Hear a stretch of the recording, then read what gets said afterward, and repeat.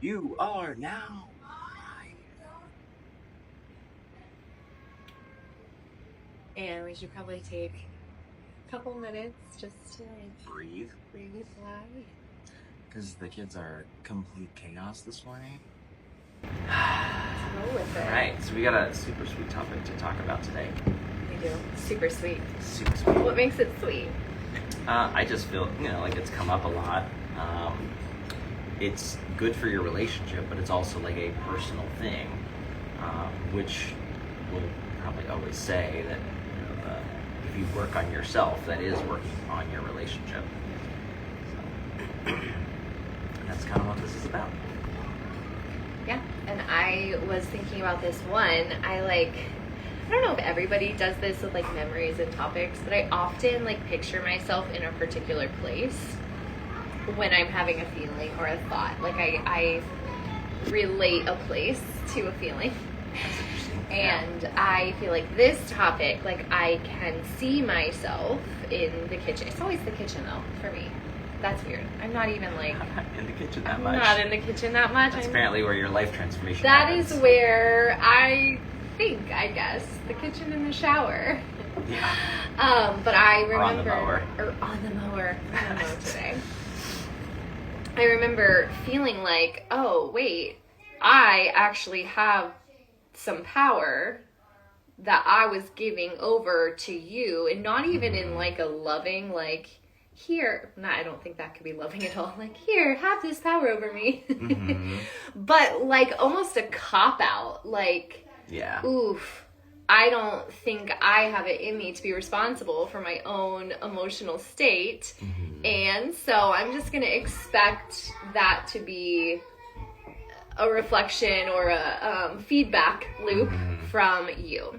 I think that comes from sort of the romanticization of relationships. That's my thought on it is, you kind of picture, you're going to have this partner and you're going to be in love and they're going to say things that are going to build you up, and every communication you have, you're just going to be... And I think you're kind of, you're stuck in this ideal sort of expectation, right? Like an expectation of an ideal. And it's they need to say this to make sure I feel loved. Be romantic. Yeah. And there is a lot of that. And, Do you remember the times? This is not on script, but when I would literally expect you to have read my mind. Yeah. Oh, yeah. I imagine that you would know that this is what I want because it's Tuesday at noon. Right. Yeah. Wait, what? Yeah. And I've heard another angle at this it was actually a talk on responsibility, and it was something to the effect of the more responsibility you take over your life, the more control you have. Okay. And that if you give other people responsibility, they have control over your life, which isn't always bad. Obviously, maybe you want the auto mechanic to have control over your cars, the auto sector of your life. Sure, yeah. But when it comes to your own inner landscape and your emotions and how you feel, you don't want your happiness to be dependent upon someone else's mood. Yeah. Right? That's... Yeah. And I just did a podcast on this that went out last night, and did that because not only, do I have my own origin story of feeling like I kind of copped out on taking, I mean, that makes a lot of sense, taking responsibility for my own life, my own self, my own feelings by trying to make it dependent on you and your reactions and what you were giving me. But I'm seeing this with a lot of my coaching clients right now. So I have some one-on-one women that I work with just in that relationship. And this is the theme that I'm seeing right now is a lot of personal joy and pride and excitement being dependent on their partner's mood, their partner's reaction, whether their partner is or isn't doing things the way that they thought. Yeah. I would imagine, I don't know, I'd love to hear your take on this from your perspective, but from my perspective, There's a lot of conditioning, especially for women, to keep the harmony and have approval and, you know, be the good, especially if you have like that evangelical extra layer of being a good wife and, you know, taking care of your husband. And my joy should come from my husband being so pleased with me. Right. Ugh. Yuck. But that shit still kind of tries to break through sometimes. Right. Now, it's not all bad or all good. It is mostly bad. Okay. But I do think that there is some joy that comes from having a happy relationship, right? Totally. Yes. But it's not because of subservientism. Right, and I think it needs to be true that you can have joy in times that my mood isn't joyful. Right. And I can have joy. And we've had that before at times. Totally. And it's like, we have very different emotional states. You know, I just won the lottery. You just buried a close relative, right? Not true, those are just examples. Yeah, just as an example. But, it's like, well, I want to show empathy to you.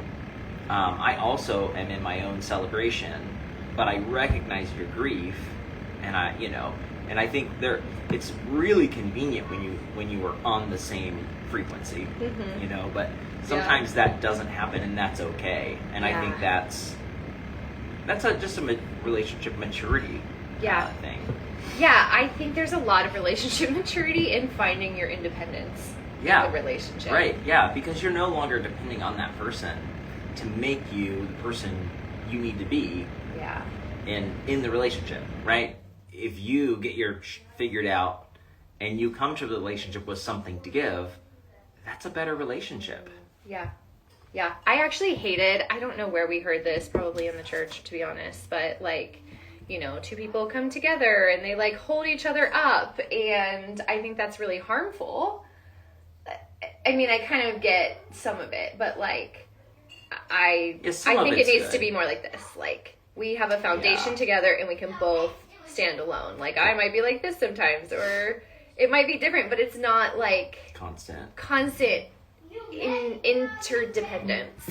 Ideally, it's a spiral dance into affinity. Oh, of course. That looks like what? A chromosome of some kind? Probably a DNA structure. A DNA structure. That is the ideal relationship. It's an intimate dance, like a chromosome structure. Not a chromosome structure. What are you talking about? I don't know that stuff. It's a double helix. Okay, so get your double helix dance on in your relationship, and everything will be fine.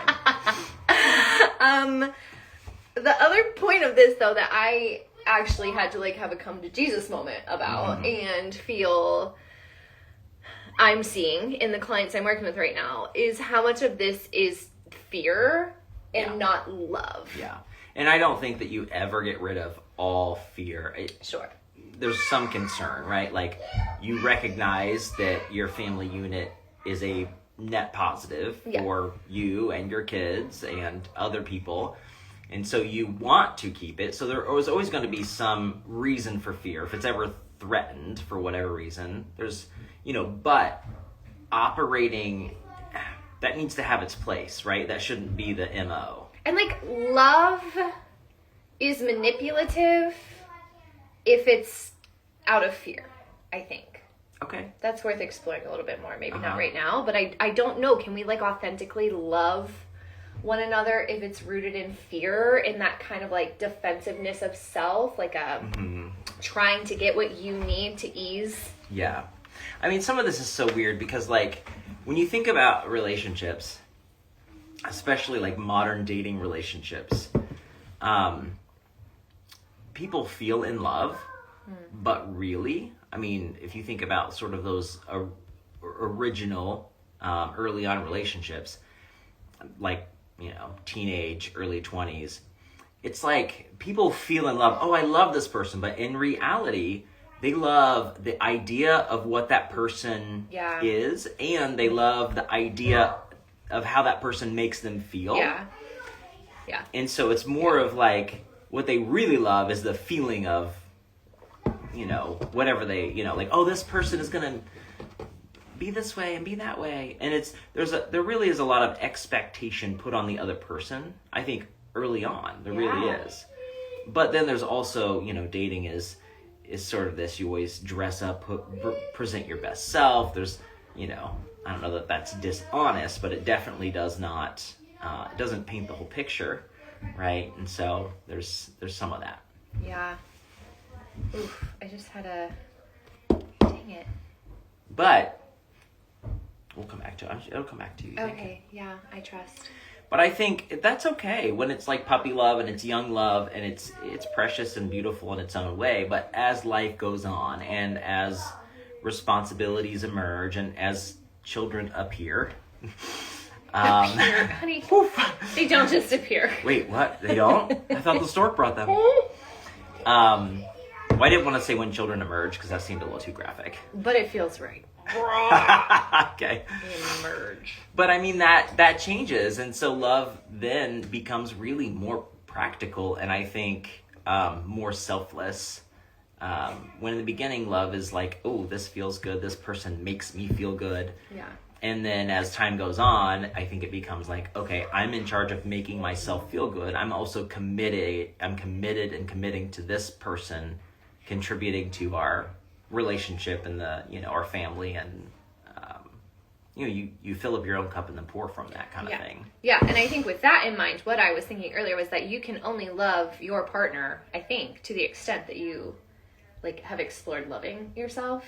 I think you could argue that. I think there's probably... Come on, argue with me. Okay, let's do it. Yeah, I think if you want to be if you're trying to measure it, true, authentic love for someone can't ever really be out of fear. I think it, if you really truly love someone, it is coming from a place of it's not self-serving, right? It's altruistic in that the other person gains. But even in that, that's hard to, how do you measure that shit? Who knows? I don't remember what our question was. Yeah, okay, well, to kind of keep us on track here. Yes, please. These kids are loud. They are. A couple of examples, I think, of what this looks like, what it has been like for me, what I'm seeing in my clients right now, why I wanted to talk about this. Waiting for your partner to praise you before you feel like a good mom or wife. If you know you're doing a good job, take some time to celebrate that. Yeah. Rewire the voice in your head. Yeah. People are always, this feels weird, but talk to yourself. The things that you're expecting your partner to say to you are things that you recognize you need. And if it's real, then tell yourself. Be your own best friend. And that sounds kind of goofy. It's not as goofy anymore. I think that's more common talk, but that's real. Being your own best friend, your own supporter, that's powerful. And what a gift, I think. I'll hear your response in a moment. To give your partner when you are showing up vibrant, confident, kind of taking care of some of that inner stuff on your own. And I think, a gift of relationship is you don't have to face all your inner shit yourself, or there's obviously places that people go and work through things, but also I think taking care of some of that in yourself, that taking care of your self-talk, building routines, building ways that you honor yourself. Yeah. It kind of makes you, burden's not the word I want to say, but less of a burden on your partner for them to have to do that. Yeah, no, I think that's right. There have been times, both directions, let's not say who's more than the other, but there have been times, for instance, that I've noticed you have felt off, felt down, felt insecure, probably is a good description, and it felt like you were looking to me with longing eyes of tell me I'm worthy. Not that dramatic, but I think based on average, I think you are actually much better at not depending upon me for validation. But the few times that it happens, I'm thinking what? You're that's not true. You are stronger than this. You're better than this. I've got some things to do, and I don't want to sit here and tell you you're pretty and smart. You already know that, damn it. Sort of, yeah, but not exactly that. But okay. But there are times, right, to show up for your partner, but because on my side, there have been some times, especially with the history of PTSD, that I'm in a bad place, and I can say, like, hey, I'm feeling really rough, and I either need to talk or I need some time alone. Yeah. But I can't do whatever's happening right now. I really appreciate that. I think at first it felt like similarly, like I needed to drop everything and like be available to ease your pain. And especially once we had kids, that became more almost difficult. Impossible, right? Because then you're responsible for. And so I saw a huge shift when you took the responsibility of saying, I either need, like, are you available to show up with me in this right now? Or, like, I need to go take some time away. I need to go call a friend. I need to, do something different. Felt really good when I wasn't your only option for that. Yeah. Yeah. I don't think we're meant to fill every bucket of our partners in the way that society is set up right now, in a lot of ways, to expect that. Yeah. Yeah. I think that's true. And I don't know why the tendency is to... Livid. Not livid. Feral is what I was trying to say. They're so pissed.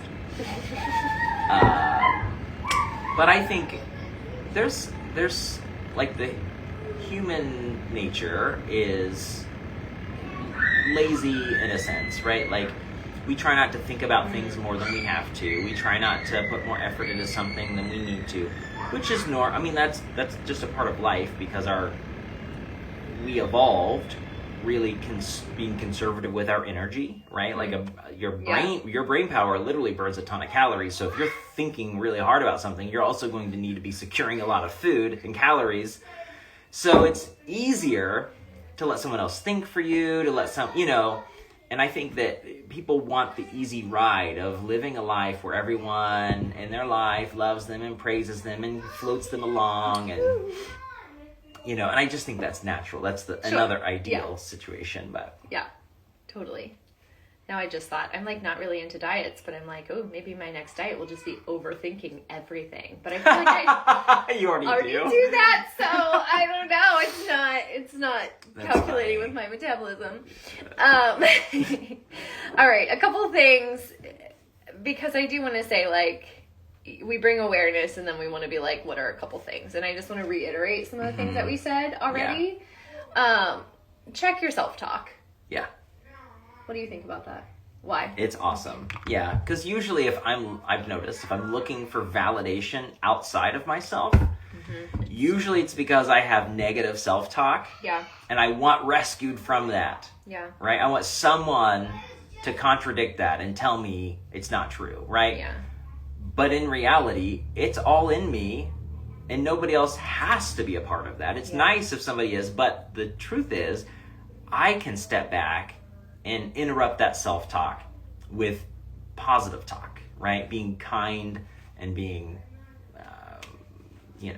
kind is the first thing that comes to mind. I like caring, kind and caring. Nice. Kind it is good. Yeah. Because usually that is usually the solution. Because usually it's like I'm being very unkind to myself. Yeah, I get that. I love to be my own worst. Yeah, and if this is new to you, it feels awkward at first, like it does. But the more you do it, the more you realize it is a powerful tool. And also the more you realize that you never fully arrive, I don't think. I think it's just this continual... And the truth is... Yeah, go ahead. A continual quest for, more peace, less stress. More inner validation, less inner critic. It's just riding the spectrum as close as it can get to where we want to be. Yeah. Yeah, I think that's true. Yeah, for sure. I had something else and I lost it. It just slipped right away. It'll come back. It probably will.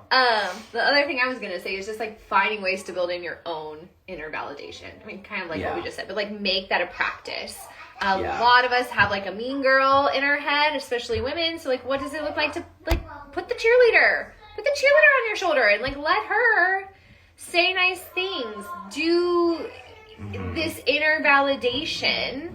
So that you're not dependent on your partner to be the one that makes you feel worthy. And you just said, I mean, awareness is the first step to interrupting any pattern. So start naming it, you know, like, oof. I was just self-critical, or I was just waiting on you to tell me I was worthy because I'm not feeling it. I was just hoping that you would, you know, do X, Y, and Z, this formula to fix me. Yeah.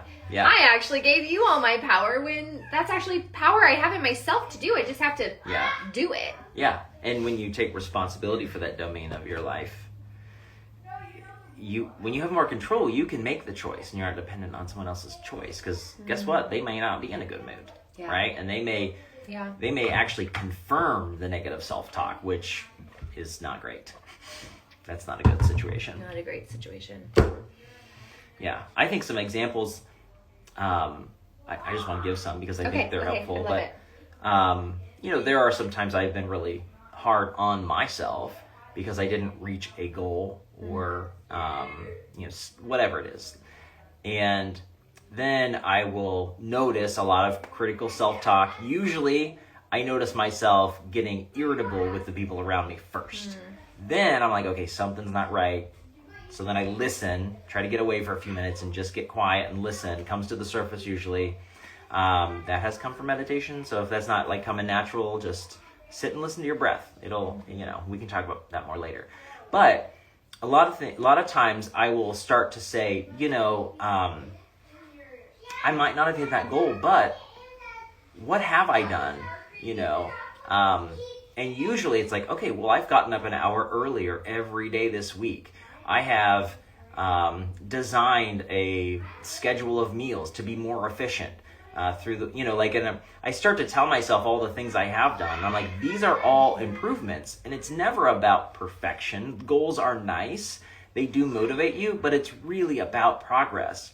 And so if you can recognize that inwardly, that's good. And the other thing is, I always think about, like, would I talk to someone else the way I'm talking to myself right now? Usually no. And if I look at the situation and say, well, if Bob did all the things I just did and he was feeling down, I would be like, Bob, do you see what you know, like, you have really made it really far. Like, you have done so much. Maybe you didn't get that one thing, but my God, you're going to get there. My God, Bob. My God, Bob. All right, but sort of externalizing it in the sense of, imagine if you would talk to someone else like that. That really helps to kind of bring in some accountability. Like, okay, that's not fair to talk to anyone like that, including yourself. And if you're afraid about talking to yourself, like, if you think it's weird, you're literally already doing it all the time. So you interrupt it, and it's just new talk. Because you think that the talk that's happening is just default. It just happens. It's not intentional thought. So that's not weird. But to intentionally inject other thoughts or talk to yourself differently is weird. And, like, just, you gotta flip it. You gotta flip it. Be a fucking weirdo. Flip that shit. Flip that shit, Bob. Okay. I think we're probably done for today. I think so. But, I don't know, if you caught yourself nodding through this, we do have some things available right now to help you get out of that loop and find, you know, how to interrupt patterns. We're here to help you interrupt patterns and build better ones. Yeah. And this today is about those of you who are ready to stop handing over your joy and just own it. Own that shit, Bob.